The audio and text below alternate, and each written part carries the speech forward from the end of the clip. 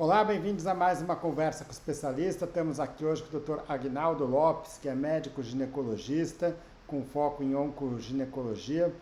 O Dr. Agnaldo tem doutorado pela Universidade Estadual Paulista, Unesp, pós-doutorado pela Universidade de Porto, em Portugal, é professor titular da ginecologia e obstetrícia da Faculdade de Medicina da Universidade Federal de Minas Gerais e é diretor científico da Federação Brasileira da Sociedade de Ginecologia e Obstetrícia, a FEBRASGO. Então, Agnaldo, bem-vindo, obrigado pela disponibilidade. A ideia é discutir com você aqui a respeito do câncer de endométrio. Perfeito. Obrigado, João, pelo convite. Um prazer estar aqui com você. Ótimo. Então, para começar, eu queria que você me falasse o que é o endométrio e quando que a gente deve considerar, do ponto de vista clínico, a possibilidade de um câncer de endométrio.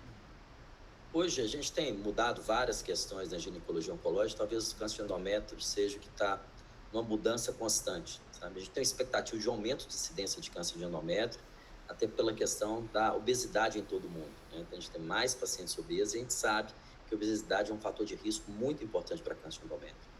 Nos países desenvolvidos, já é o segundo câncer mais ginecológico mais comum das mulheres, né? Mama, depois endométrio. O Brasil ainda varia um pouco, sabe? Nas regiões, especialmente na região norte, nordeste, o câncer de colo tem uma importância muito grande ainda no nosso país. Mas endométrio, a tendência é aumentar cada vez mais, né? É um tumor que tem mudado bastante, como comentei anteriormente.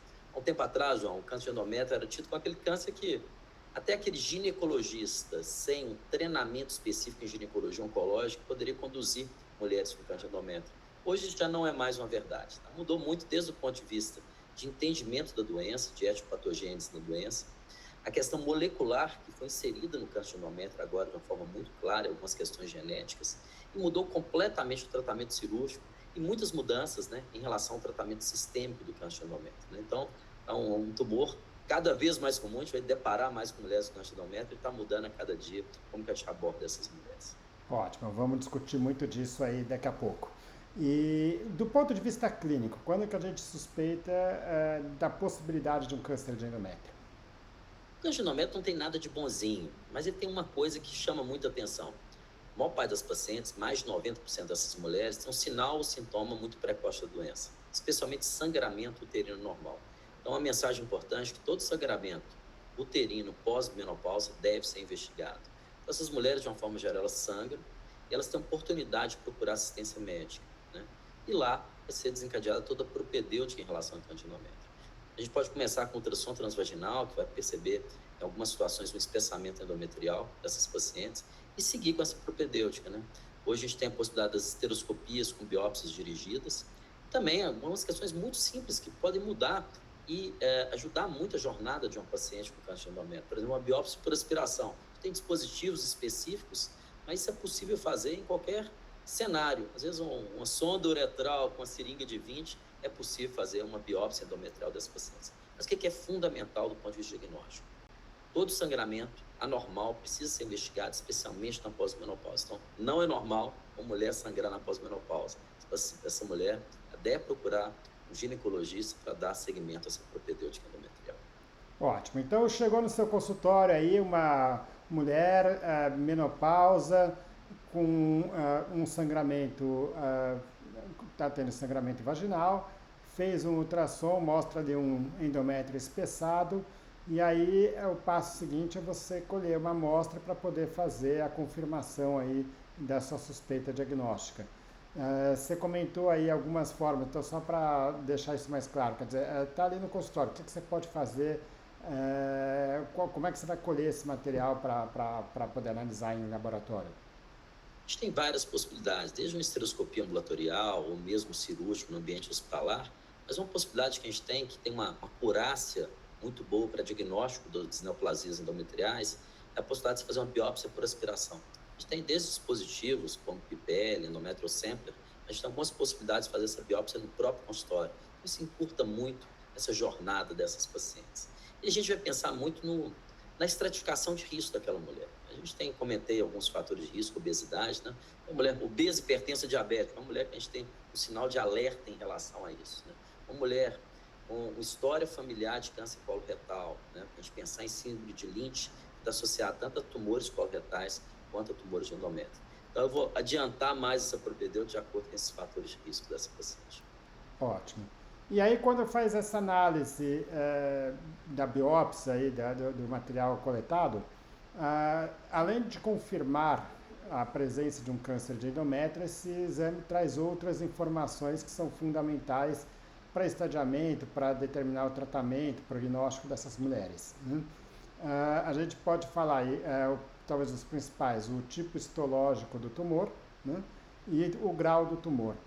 Em relação ao tipo histológico, o que é isso? Qual que é a importância dessa informação?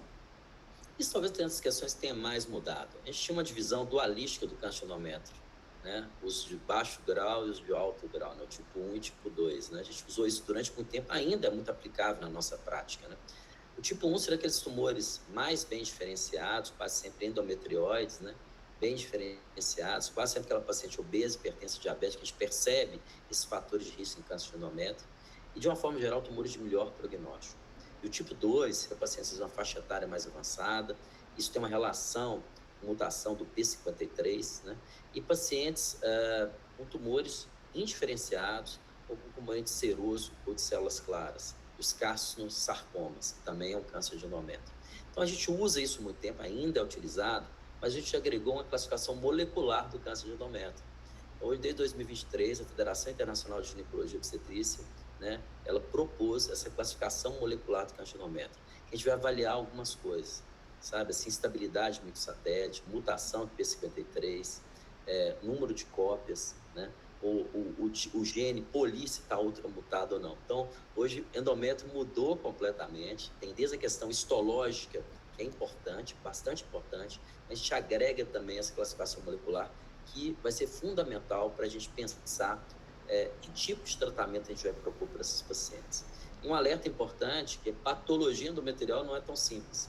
Então, a maior parte das pacientes vai precisar de uma revisão de lâmina, uma imunistoquímica dessas mulheres. Então, mudou completamente. Antes, com uma biópsia simples, já resolvi meu problema. Hoje, não é necessariamente isso que a gente faz. Ótimo. E tudo isso, essa parte molecular, vamos dizer, é uma classificação adicional, pelo que eu estou entendendo. Quer dizer, você vai identificar os tipos histológicos e aí você tem o endometrioide, que é vamos dizer, o mais benigno deles, e você tem as formas, o próprio endometrioide num grau mais avançado ou outras formas histológicas que tendem a ser um pouco mais agressivos. Exatamente. Hoje a gente via, né, um tempo atrás, a gente tinha aquelas pacientes que tinham tudo bem do ponto de vista de classificação histológica, as pacientes não evoluíam tão bem. Hoje talvez a gente saiba por que isso não acontecia, né? Hoje talvez os pacientes tenham uma mutação do P53, seriam pacientes já de pior prognóstico desde o início, e só do ponto de vista histológico a gente não era capaz de avaliar isso. Então mudou bastante essa questão de estratificação de risco de mulheres com câncer de mama. Tá, e como é que funciona essa estratificação com base na questão, vamos dizer, molecular? Quase sempre, assim, isso vale muito para descalonar tratamento em algumas situações, né? Quando aquelas pacientes têm um poliultramutado, já é um grupo de melhor prognóstico. Aquela paciente tem mutação P53, pior prognóstico. E a gente agrega isso à classificação histológica dessas mulheres. Óbvio que a gente está falando com o diagnóstico histológico molecular. Outra questão muito importante é estadiar essa paciente de uma forma adequada. O estadiamento é cirúrgico, mas quase sempre uma paciente com câncer de endométrio, a gente precisa de uma propedêutica de imagem dessas mulheres, né? Então, inicialmente, a gente vai pedir quase sempre uma ressonância de abdômen pélvico, né? Uma tomografia de tórax ou uma tomografia de abdômen superior dessas pacientes, para a gente avaliar uma outra questão muito importante, que é a presença ou ausência de doença extrauterina dessas mulheres, né? Isso aí também vai ser muito importante na nossa definição do tratamento dessas pacientes. Basicamente, qualquer paciente de baixo risco, aqueles tumores limitados ao útero, que acometem só a primeira metade do miométrio, uma profundidade de vazão miometrial de até 50%, sem doença extrauterina e tumores de bom prognóstico, os endometrioides bem diferenciados. Qualquer aquela paciente de alto risco, aquelas pacientes que já têm doença extrauterina, aqueles tumores que invadem mais de 50% da profundidade de vazão miometrial dessas pacientes, e aí entraria os carcinossarcomas, os tumores de células claras ou tumores serosos de endométrio. Ótimo. Com P53 mutado. Então, bom, há muito dessas informações a gente consegue por meio da biópsia, né? Então, o tipo histológico, o grau de diferenciação, né? A questão a genética e de marcadores tumorais. E aí os outros exames. A ressonância é talvez o melhor exame para poder avaliar localmente a extensão do tumor. Então, se há acometimento do cólon, mas, enfim, para avaliar o próprio útero, né? Ah, Exatamente. e a tomografia vai ajudar para avaliar as metástases, seja para linfonodos regionais, órgãos próximos ou à distância. É. E naqueles casos que a gente já pensa que a gente está diante de uma paciente com doença avançada, o PET vai ter uma importância grande para essas mulheres. Tá, quando que o PET tem indicação? Quase sempre que isso é doença avançada, sabe? Para a gente avaliar essa questão linfonodal, né? Doença avançada, o PET. Na doença mais inicial, o PET não é uma primeira escolha. Tá, Sempre o ultrassom do não é porque peito, ele vai ter um falso negativo grande ali. ele é aplicável quando você pensa em doença à distância, uma dúvida diagnóstica, no acometimento linfonodal mais extenso, aí o PET sim seria bastante interessante nessas Tá. pacientes. E pensando no tipo histológico, tem alguns tipos que tendem a se disseminar mais precocemente e talvez localmente ainda não tão invasivo, mas que vai já dar metástases mais precoces. E aí talvez uma variação também possa ajudar. Exatamente. A gente vai estratificar esse risco da paciente baseado em todas as questões que eu comentei anteriormente, né? Esse paciente tem baixo risco ou risco aumentado. Isso vai ser importante para o tratamento cirúrgico, para a gente delinear esse tratamento cirúrgico dessas pacientes e super importante o tratamento adjuvante dessas mulheres. Ótimo. E aí, para chegar no tratamento, então temos todas essas informações que a gente já discutiu, e aí o estadiamento que ele divide em graus aí de 1 a 4, né? Como é que é feito esse estadiamento de acordo aí com a FIGO, né? O estadiamento câncer-endométrio é um estadiamento cirúrgico, né, dessas pacientes, né? Então, ó, diferente de colo, que grande parte das mulheres com doença avançada vem encaminhar para quimio-radiação, não vamos operar essas pacientes. Endométrio, não. Se a paciente é candidata à cirurgia do ponto de vista, não tem nenhuma contraindicação, essas pacientes vão ser operadas. O padrão A do cirurgia é o primeiro tratamento, vamos dizer assim. primeiro tratamento, e para estadiar, não só para tratar, mas para estadiar essas pacientes. Tá. O padrão do estadiamento, quase sempre a esterectomia total, a questão da salpingoforectomia bilateral, vai depender da idade ou não, da possibilidade de preservar a função endócrina desse paciente, mas o que é importante, aqueles tumores de risco intermediário ou alto, fazer uma avaliação linfonodal dessas pacientes. Isso mudou bastante, tá? O que a gente fazia, e diferente de colo, que é só uma linfadenectomia pélvica, só precisa avaliar os linfonodos pélvicos, o câncer endométrio, a gente precisa avaliar os pélvicos e periaórticos. E quase sempre é um paciente que não é uma boa candidata à cirurgia, a gente tem comorbidades, obesa, toda uma questão envolvida nessas mulheres. E hoje o que chegou, que já é estabelecido como padrão ouro para essas pacientes, mesmo os tumores de alto risco, a possibilidade de eu fazer uma biópsia de linfonodo sentinela. Então, o que mudou do ponto de vista de estadiamento? Hoje, a biópsia de linfonodo sentinela, substituindo as linfanectomias sistemáticas e também a cirurgia minimamente invasiva.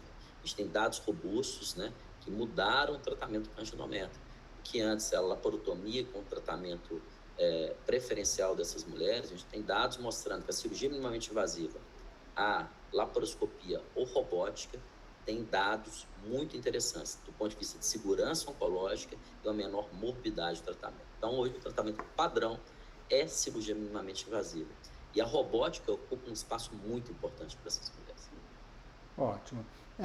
Bom, então, quando a gente vai para a cirurgia, muitas vezes o estadiamento ainda não é completo. A gente já tem ali uma ressonância mostrando qual que é a extensão local da doença, a gente já tem uma tomografia mostrando se ela se espalhou localmente ou à distância, mas isso é vamos dizer, um estadiamento provisório, né? O definitivo vai sair com a cirurgia.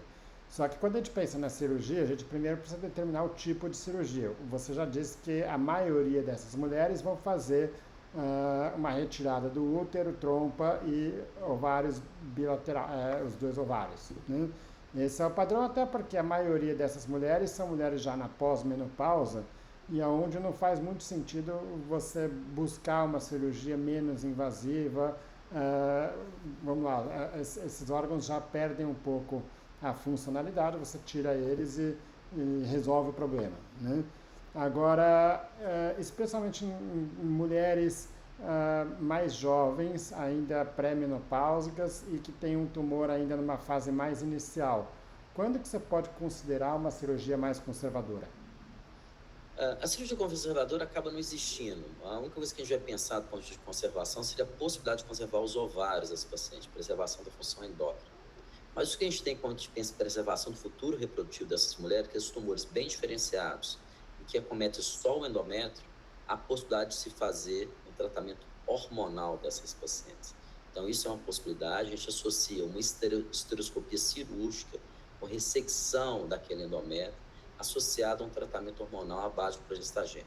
E hoje, uma das possibilidades para isso é usar um dispositivo uterino liberador de levonorgestrel, que é o Mirena. A gente tem evidências bastante interessantes. São casos, uma decisão compartilhada com a paciente, casos bem selecionados, bem estudados, tanto do ponto de vista histológico, molecular e de imagem, para a gente garantir que é uma doença realmente muito inicial. Óbvio que a maior parte das pacientes, como você comentou anteriormente, já são pacientes pós-menopausa, né? Mas uma parcela dessas mulheres jovens, né, a gente pode propor um tratamento preservador da fertilidade. Tá, então para preservar a fertilidade, a gente está falando de um câncer, obviamente, de baixo risco e ainda bem inicial, né? E aí faz a estereoscopia, remove o endométrio pela estereoscopia e associa isso a um tratamento hormonal, né?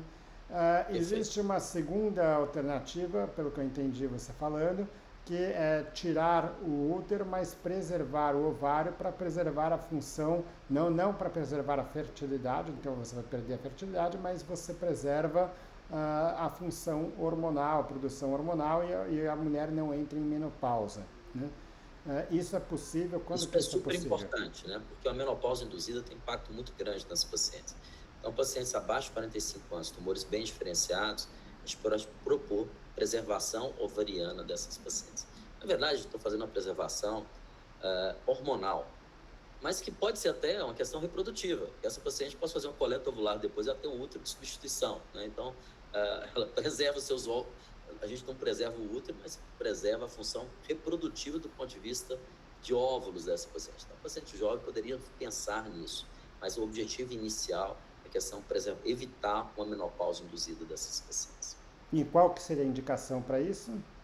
Vamos comparando... Pacientes jovens, né? Pacientes abaixo de 45 anos, tumores bem iniciais, né? Eu posso propor preservar os ovários dessas pacientes.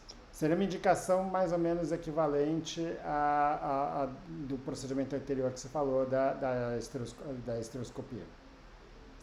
Sim.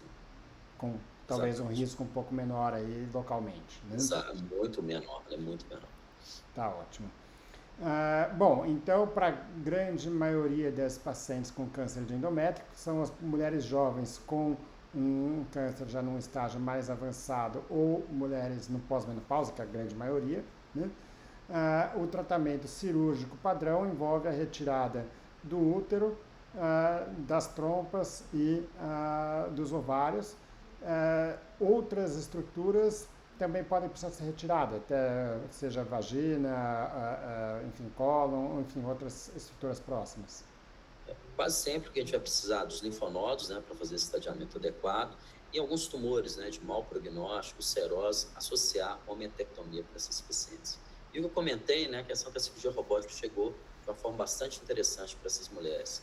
Porque é uma cirurgia minimamente invasiva, está associada a uma morbidade muito menor quando se compara à laparotomia, né, tanto do ponto de vista de menor tempo de internação, retorno mais rápido às atividades, menor taxa de complicações da cirurgia robótica.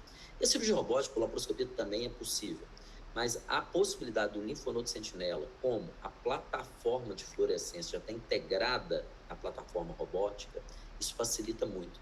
Então, essa biópsia de linfonodo sentinela na cirurgia robótica já é algo integral. Também pode ser feito por laparoscopia, mas na robótica é algo mais, já está integrado naquela plataforma. E hoje a gente está começando a ter já estudos mostrando até alguns benefícios da robótica em comparação à laparoscopia. Então, prova hoje, se eu pensar o tratamento, o padrão ouro do tratamento do paciente de câncer de endométrio, né, para estadiamento, seria uma cirurgia robótica com biópsia de linfonodo sentinela. Tá, bom, a cirurgia robô, atualmente, vamos lá, então a gente tem três níveis aí, basicamente, de cirurgia, que é a cirurgia aberta, a cirurgia por vídeo e a cirurgia robótica, né? A, a cirurgia por vídeo já está muito bem estabelecida, acho que está disponível, talvez, na maior parte do país, os grandes centros, né? Eu acho que atualmente tem pouca indicação para uma cirurgia aberta. Exatamente. Hoje, assim, com essas possibilidades, o que a gente está ampliando as indicações da robótica e da biópsia de linfonodo sentinela. Antes a gente tinha uma certa dúvida nos tumores de mau prognóstico, né, de alto risco, mas hoje a gente tem dados muito robustos mostrando que é seguro se fazer por cirurgia robótica associada à biópsia de linfonodo sentinela, mesmo nessas pacientes de alto risco, né, de uma doença mais desfavorável. E como é que é a recuperação pós-cirúrgica dessas mulheres?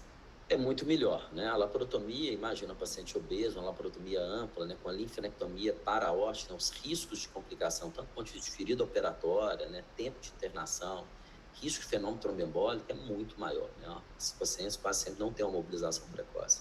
A robótica, a laparoscopia, trazem isso de uma forma muito clara, né? Que a paciente ela vai ter uma alta mais precoce, ela vai deambular mais rápido, vai ter menos complicação pulmonar, menor risco de, a princípio, comparado com a laparotomia, né? De todas essas complicações de uma forma geral. Então, traz um benefício muito grande. Eu vejo pacientes, às vezes, complexas, né, que a gente opera por robótica, a recuperação é muito boa desses pacientes. Às vezes, grande parte delas, um dia de internação. Ótimo. E você disse que a robótica ela ajuda muito nesses casos mais avançados, onde ela tem uma capacidade melhor para fazer a avaliação de linfonodos e outras estruturas, quando comparada com a cirurgia por vídeo convencional, né? Tudo é possível fazer por vídeo, mas às vezes eu falo assim, a robótica às vezes ajuda muito, às vezes é imprescindível, ajuda pouco, né? Ajuda e não atrapalha, às vezes atrapalha. O cangenômetro ajuda muito, né? Eu acho que hoje é o tratamento padrão para esses pacientes. Tá, mesmo nos casos mais avançados, menos avançados, é o padrão para isso. Padrão. Tá. Bom, e aí fez a cirurgia, tirou todos os linfonodos, tirou todas as estruturas que a gente já discutiu, e aí vai fazer o estadiamento definitivo, então, dessas mulheres, né? Tudo isso é encaminhado por uma anatomia patológica, né? Tem os resultados histológicos, a revisão de lâmina, né? E aí vai se avaliar, já teria sido avaliada previamente pela classificação molecular, ou na peça da cirurgia a gente vai avaliar isso, né? Aí sim a gente vai ter o estadiamento definitivo dessa paciente para poder delinear o tratamento, se essa paciente precisa ou não de tratamento adjuvante. Ótimo. Então vamos pegar agora por estágios, né? Então a gente tem primeiro aqueles tumores no estágio 1. O estágio 1 é aquele câncer bem inicial, em que você tem um câncer que está muito localizado, que localmente não é invasivo, que não pega o cólon. E aí a gente tem os pacientes de menor risco, pelo tipo histológico, pela avaliação molecular, por tudo isso. Nas mulheres jovens você pode ter feito as cirurgias conservadoras, que é o que a gente conversou. Nas mulheres mais velhas vai fazer a esterectomia, vai fazer todo o procedimento cirúrgico com a retirada de útero, trompa e ovário. Essas mulheres elas precisam de algum tratamento adicional? Como é que funciona o acompanhamento dessas mulheres após a cirurgia? Na verdade, o estadiamento é super importante para isso, né, para essa definição, mas a gente vai classificar aquelas pacientes que têm baixo risco intermediário ou alto risco. Com baixo risco seria estadios iniciais, por exemplo, estadio 1, tumores bem diferenciados e com perfil molecular favorável, só segmento dessas pacientes. Um risco intermediário, que é a paciente que tem um pouco de dúvida, né? O paciente tem um tumor, às vezes, moderadamente diferenciado, ou que acomete colo, a possibilidade de braquiterapia para esses pacientes é bastante interessante. Eu vou considerar ou não a radioterapia externa para esses pacientes. E esses pacientes de alto risco... O que é a braquiterapia? A radioterapia interna. A radioterapia, quase sempre a gente faz uma combinação de radioterapia interna ou radioterapia externa para essas pacientes. Então, a braquiterapia, os pacientes de risco intermediário, baixo risco intermediário, eu posso propor uma braquiterapia para esses pacientes. E naquelas pacientes de alto risco, com estadiamento mais avançado, com tipos histológicos favoráveis, um perfil molecular muito favorável, aí quase sempre quimioterapia mais radioterapia para esses pacientes. Isso A mesmo nos quimioterapia, estágios iniciais. não, todo para aí depende também, né? Vai depender muito do perfil molecular e do tipo histológico. Por exemplo, um tumor indiferenciado, essa paciente já vai ser candidata a algum tratamento sistêmico. Tá, então Eu vamos. levo em consideração tudo, Não, não, o não, estadiamento tá, e o tipo histológico ou molecular. tá, então só para alinhar, que eu acho que para mim ficou um pouco confuso só. O tipo 1 e o tipo 2, que são os cânceres iniciais, se são favoráveis só a cirurgia, se tem um risco intermediário, cirurgia mais a radioterapia ou braquiterapia, e nos tipos de maior risco, aí sim se associa a quimioterapia com radioterapia. Seria isso? A princípio, isso. E hoje tem Tá. uma outra questão a mais que eu vou avaliar instabilidade microsatélite desses pacientes. Quem tiver instabilidade microsatélite, né, por imunistoquímica, ainda tem a possibilidade, nos casos de alto risco, indicar imunoterapia para esses pacientes. A gente faz uma terapia-alvo para esses pacientes. Então, está mudando bastante. Ótimo. Aí quando a gente... Cenário de doença avançada, a imunoterapia chegou como padrão bastante interessante. Tá, então, bom, então vamos chegar nisso agora. Então, o tipo 3, o estágio 3, que é aquele câncer que é localmente invasivo, né? Então, já tem acometimento aí de linfonodos, já tem acometimento de órgãos em continuidade ali com o útero, né? O que muda nesse tratamento? É isso. Nessa situação, químio mais rádio e considerar a imunoterapia. A imunoterapia já é uma realidade maior no tipo 3, vamos dizer assim. Já é uma realidade. Tá. A imunoterapia, o que é a imunoterapia? Só para por cima aqui. Uma terapia-alvo, né, que a gente sabe hoje tem alguns critérios para indicação, né? A terapia hoje tem evoluído bastante. O padrão de quimioterapia, esse tratamento sistêmico, acaba sendo a base de platina, né? Todos os tumores ginecológicos.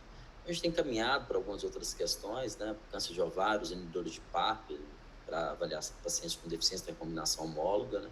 A imunoterapia para endométrio faz muita diferença, para colo em alguns casos avançados, né? Não é exatamente os resultados que nós tivemos em câncer de pulmão, mas isso melhorou bastante, né? E para endométrio, que não é uma realidade, usar antiangiogênicos, mas assim, seria um complemento do tratamento, do ponto de vista de tratamento sistêmico, um complemento à quimioterapia para casos bem definidos. Tem critérios muito bem estabelecidos que o oncologista clínico vai avaliar. Tá, isso porque tem mulheres que respondem à imunoterapia ou não, a depender especialmente de marcadores tumorais, e aí essa avaliação que você fez lá no começo dos marcadores. Exatamente. Tá. Se você for pegar um cenário, claro, é difícil falar em números, mas no total de mulheres que está nesse estágio 3 e que teria, teoricamente, uma indicação para fazer a imunoterapia, você teria uma ideia de, olha, é mais comum elas terem indicação do ponto de vista molecular para fazer ou a maioria não vai ter indicação do ponto de vista molecular? A maioria não vai ter, porque provavelmente a gente vai lidar ainda com a maior parte dos casos de baixo risco, ainda. Não, estou considerando os pacientes de alto risco. Alto risco, grande parte vai ter indicação de elas vão ter os marcadores, vão ter as indicações aí para fazer a imunoterapia. Isso. Ótimo.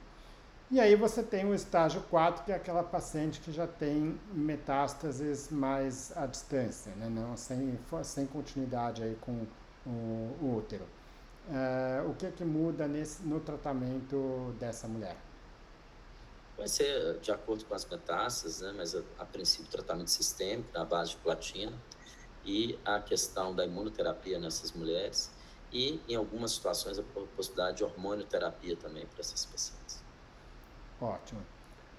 Bom, digamos que você foi lá, fez a cirurgia, fez a quimio, rádio, imuno, o que for que tivesse indicação ali.